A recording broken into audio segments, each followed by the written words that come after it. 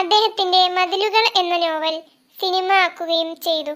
കുട്ടികൾക്ക് ഏറെ പ്രിയങ്കരനായ പാത്തുമ്മയുടെ ആട്, ഭാർഗവീ നിലയം, ഭൂമിയുടെ അവകാശികൾ, മരണത്തിന്റെ നിഴൽ എന്നിവയാണ് ബഷീറിന്റെ മറ്റു പ്രധാന ചെറുകഥകളും നോവലുകളും.